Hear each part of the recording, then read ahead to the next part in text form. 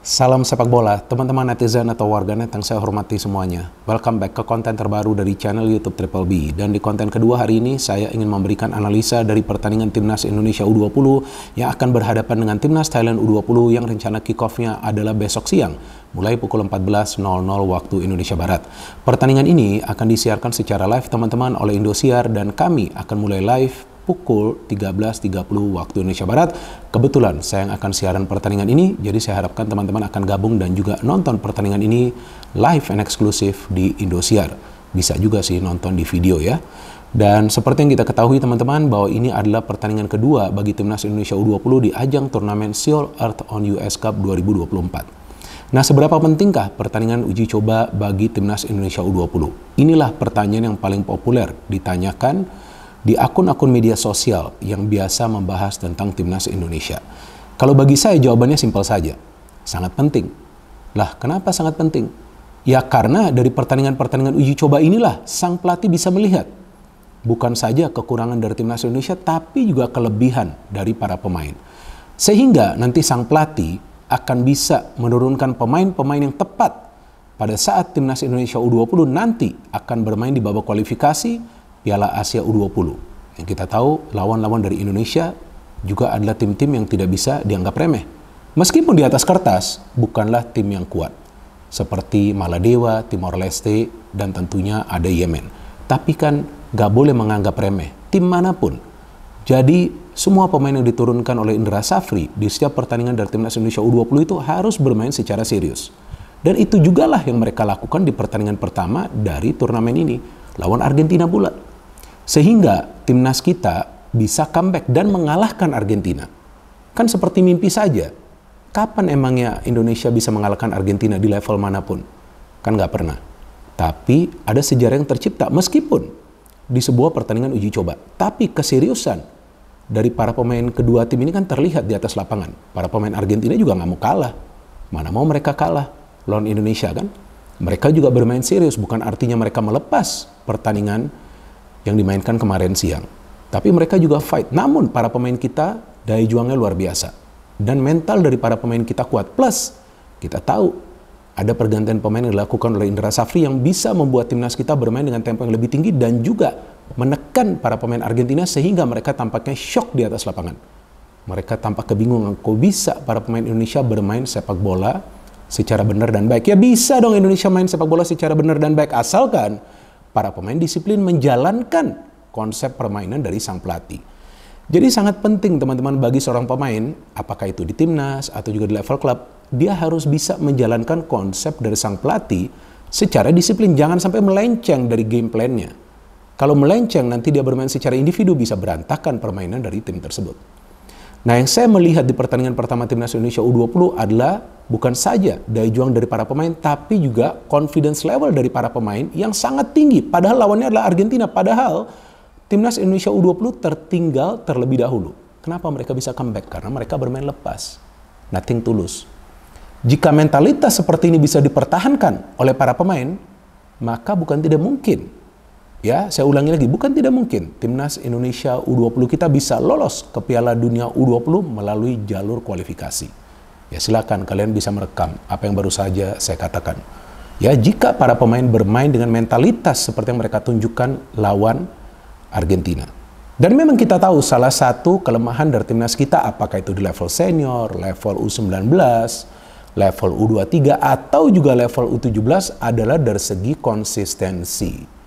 Maka itu yang saya harapkan bahwa para pemain kita yang sebelumnya menjadi bagian dari permainan pada saat Timnas Indonesia U20 kita mengalahkan Argentina tidak gede kepala.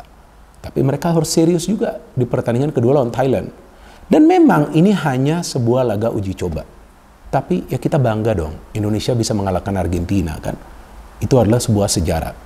Dan kita harapkan para pemain kita bisa perform sebaik mungkin setiap kali mereka membela timnas Indonesia. Apakah itu di senior U20, U23 atau juga tentunya U17.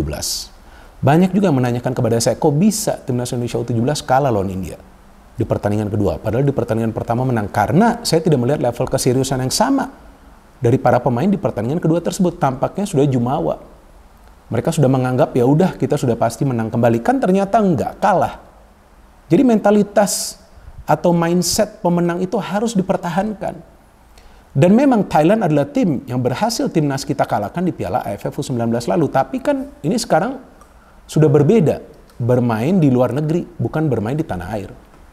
Artinya dari segi peluangnya 50-50. Dan lagi-lagi saya ulangi, bahwa di pertandingan-pertandingan uji coba, hasil akhir itu bukan menjadi patokan, tapi cara bermain.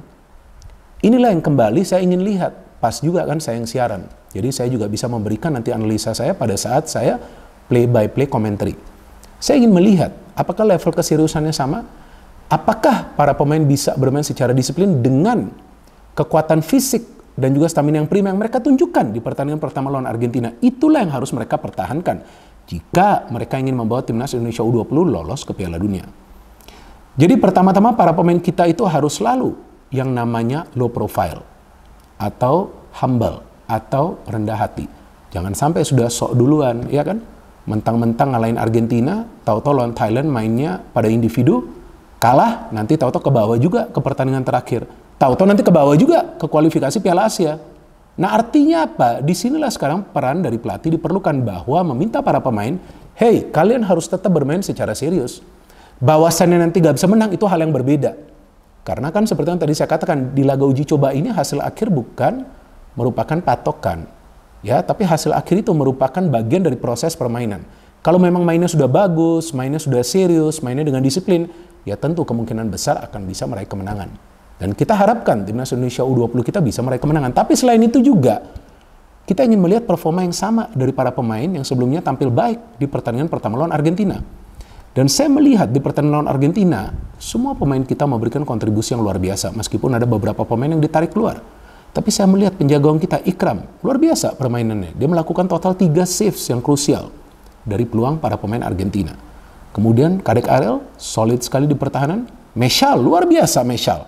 Pemain yang paling banyak melakukan intercept dan juga halauan, bahkan tackling-tackling yang bersih yang menggagalkan upaya para pemain Argentina yang coba untuk melewatinya. Iqbal sangat tenang di lini pertahanan walaupun beberapa kali juga di-cover oleh Kadek Arel dan juga oleh Meshal. Meshal ini kan adalah back berdarah Sudan, tapi memang dia lahir dan besar di Indonesia sehingga dia bisa membela tim nasional Indonesia. Dan di sektor wingback sebelah kanan, ini yang saya kaget. Bahwa Indra Safri menurunkan Buffon. Buffon ini kan sebetulnya adalah center back, tapi dia bermain baik di posisi wingback sebelah kanan. Saya melihat serangan dia bersama Donitri ini seimbang. Dan Buffon kan adalah pemain yang biasa bermain di posisi center back. Jadi pada saat bertahan, keras banget ini pemain. Dia tidak lupa juga untuk bertahan. Sama juga bagi Donitri. Cuman memang Donitri kan terlihat lebih ofensif ya. Memang skill dari Donitri ini sangat baik ya. Apalagi kan dia juga sebelumnya mendapatkan menit bermain di Persija. Nah, ini satu hal lagi yang ingin saya jelaskan kepada teman-teman. Bahwa para pemain timnas Indonesia U20 kita ini bisa bermain baik juga dengan match fitness yang diperlukan. Karena memang sebelumnya juga mereka, mayoritas dari mereka mendapatkan menit bermain di level klub. Jadi menit bermain di level klub itulah sangat krusial bagi para pemain muda. Maka itu saya harapkan nanti akan ada aturan baru dari PSSI mungkin di pertengahan musim atau let's say musim depan bahwa setiap klub harus memainkan pemain-pemain yang berusia di bawah 21 tahun untuk full match 90 menit ya, kecuali memang ada kepentingan dari strategi sehingga pemain tersebut perlu diganti. Kalau enggak, mainkanlah mereka selama 90 menit. Kasihlah mereka waktu menit bermain, kasihlah mereka jam terbang. Kalau enggak mereka tidak akan berkembang. Nah, salah satu kesulitan bagi para pemain kita yang bermain di level timnas U17 adalah minimnya menit bermain di level klub. Sehingga ya pada saat mereka membela timnas Indonesia, mereka membutuhkan waktu untuk bisa panas. Nah, jadi ini hal-hal yang memang perlu diperhatikan juga oleh PSSI. Artinya, liga untuk pemain usia muda ini harus segera dijalankan. Ya, kalau memang nggak bisa full competition, ya udah sistem turnamen saja. Tapi mereka membela klub mereka masing-masing gitu, biar mereka mendapatkan jam terbang. Dan yang menariknya kan untuk turnamen ini kan Welber Jardim tidak ikut dan juga Jens Reven juga tidak ikut. Tapi kan bagus saja permainannya kan. Kenapa? Karena kolektivitas. Kolektivitas itu sangat penting. Apalagi kalau ada Jens Reven bisa lebih gila lagi finishing kan.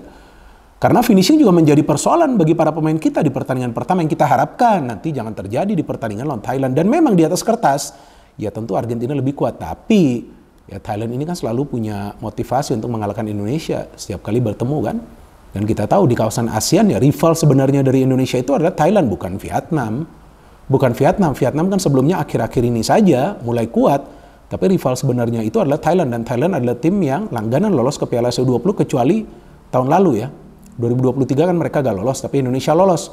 Dan pada saat itu Indonesia di fase grup hanya kalah 1 kali lawan Irak, dan permainannya gak buruk. Bahkan timnas U20 kita pada saat itu mampu menahan tim tuan rumah Uzbekistan dengan skor 0-0 yang pada akhirnya Uzbekistan yang menjadi juara. Artinya apa? Kita punya pemain-pemain muda yang bagus.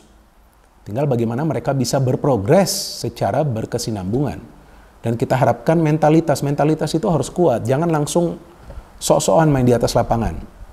Dan saya melihat selain juga Meshal, Kadek Arel, Buffon, Donitri, Iqbal, ada Ananda juga mainnya bagus kan, dia pada saat masuk kan mainnya bagus. Ada juga Marcelinus ya, kalau nggak salah itu namanya. Tapi di depan ini yang menjadi masalah, target man.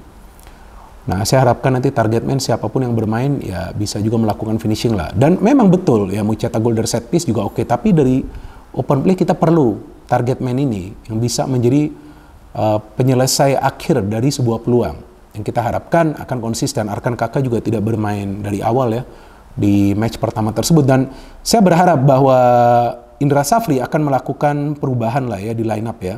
Tony Firmansyah mainnya juga bagus, dan Ragil luar biasa. Walaupun Ragil gagal mencetak gol, tapi dia mendapatkan 1 peluang, dan karena dialah timnas Indonesia U20 mendapatkan penalti. Jadi teman-teman, kalau feeling saya untuk pertandingan kedua ini para pemain kita akan tetap bermain all out, akan tetap fight. Tapi kalau soal hasil akhir nanti kita tunggu apakah mereka bisa bermain secara konsisten atau enggak, dan mereka harus fokus. Seperti yang pernah saya katakan di salah satu konten dari channel YouTube Triple B, bahwa mau namanya pertandingan persahabatan kayak, mau namanya internal game kayak, atau nanti pertandingan resmi, mindsetnya harus sama. Mindsetnya harus mindset seorang pemenang. Pokoknya mau menang, tapi bukan dengan cara yang salah, dengan cara yang benar. Bagaimana caranya? Bermain secara kolektif. Kalau kolektivitas bisa dipertahankan seperti yang tadi saya katakan, tidak ada yang mustahil bagi timnas Indonesia U20, dan juga tentunya senior dan juga U17 dan U23. Ya, saya selalu mengatakan only teamwork makes the magic work. And if the magic work, anything is possible. Jadi kita tunggu saja teman-teman pertandingan besok siang, yang feeling saya kemungkinan akan ada rotasi juga di line up ya, karena perlu juga memberikan menit bermain kepada pemain-pemain lain supaya progresnya bisa dilihat oleh Indra Safri, dan kita juga bisa melihat nanti bagaimana pemain-pemain lain pada saat diberikan kesempatan untuk tampil juga bisa memberikan yang terbaik bagi timnas Indonesia U20, dan juga untuk menjaga kedalaman dari skuad timnas Indonesia U20. Dan saya juga ingin berterima kasih kepada teman-teman yang mendukung kemajuan dari channel YouTube Triple B, karena hanya sekitar 1.500 subscribers lagi dan channel YouTube Triple B akan menembus 1 juta subscribers. Luar biasa dukungan yang teman-teman berikan. Dan seperti yang saya katakan sebelumnya, jika sudah melewati 1 juta, maka tentu akan ada collab antara saya dengan kreator dari channel YouTube Triple B yang merupakan istri saya. No hate, no politics, only football. Salam sepak bola.